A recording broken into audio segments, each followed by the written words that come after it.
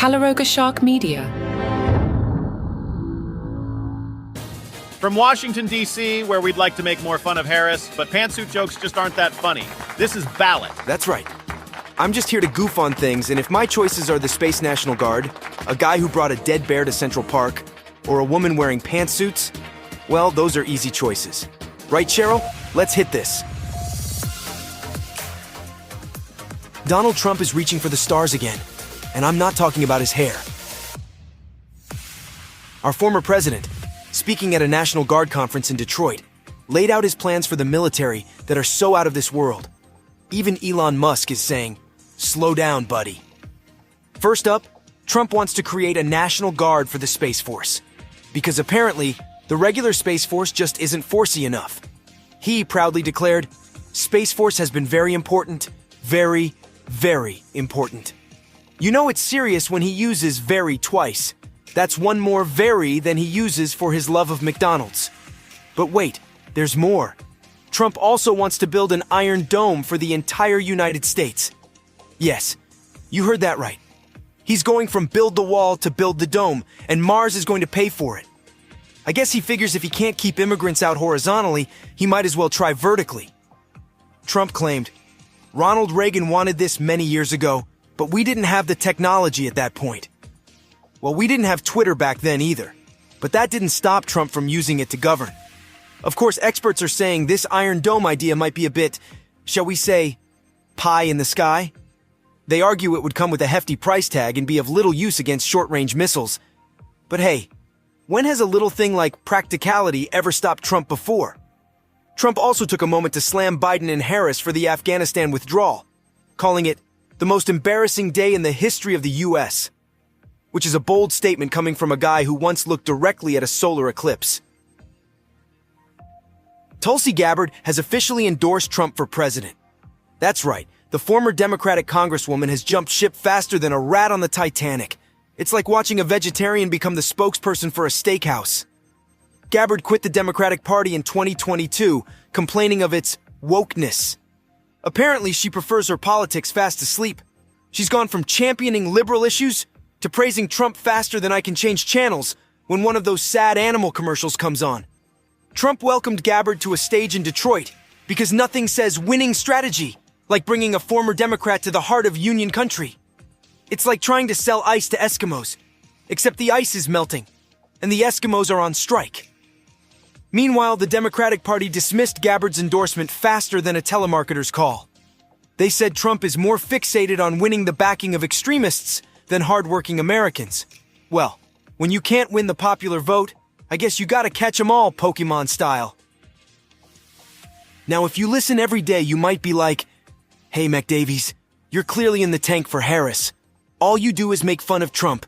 You never make fun of Harris." Well, and believe me, this sucks. So far, there hasn't been any good material to make fun of Harris. Take Joe Biden. Remember him, for example? Don't worry, he doesn't either. See, that's a good joke. We don't have that for Harris yet. According to a new Morning Consult poll, Harris is leading Trump by a whopping 4 points. 4 whole points. That's like winning a marathon by the length of your shoelace. But hey, in this political climate, we'll take what we can get. And anyone who understands how the election actually works should worry about the Electoral College and not an overall national number. Isn't that right, Hillary? Now, you might think Harris would get a boost after her rousing speech at the Democratic National Convention. And by rousing, I mean it put slightly fewer people to sleep than C-SPAN's coverage of paint drying. But nope, her lead remains as steady as a politician's promises. But don't worry, Harris fans, all dozen of you. There's good news.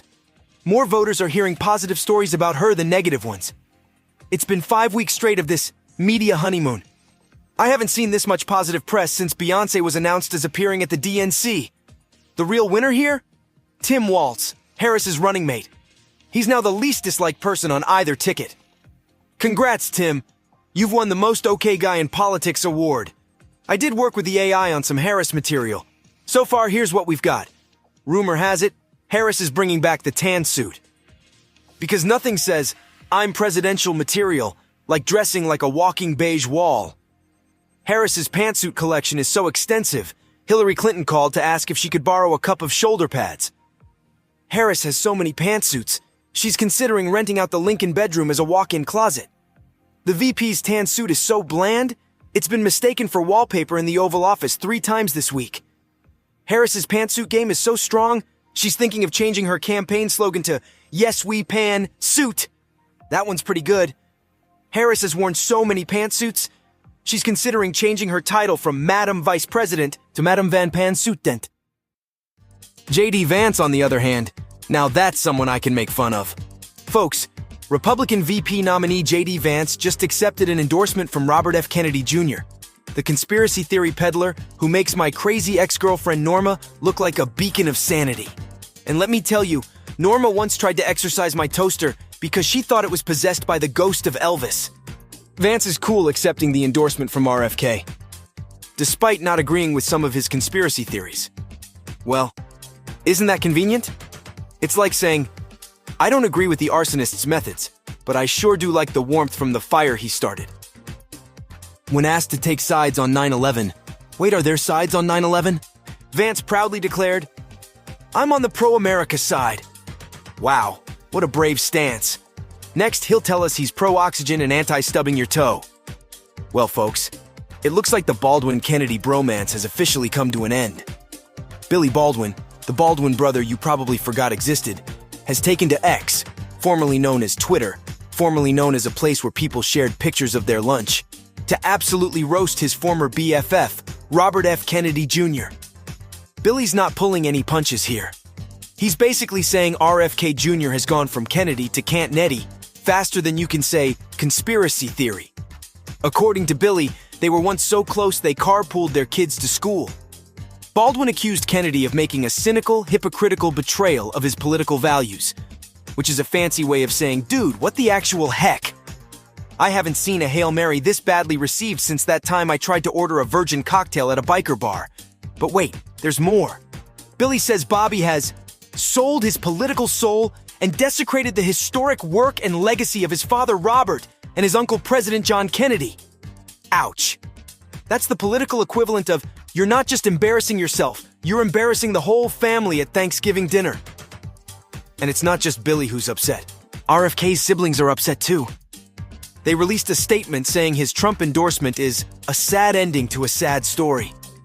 I haven't seen a family this disappointed since the Kardashians found out one of their own got a real job. Man, if I were Cheryl Hines, I would leave Kennedy and start dating a younger guy with his own podcast. Portions of today's program were made with the help of AI and the Baldwin brothers. Which one was on Homicide? Life on the Street.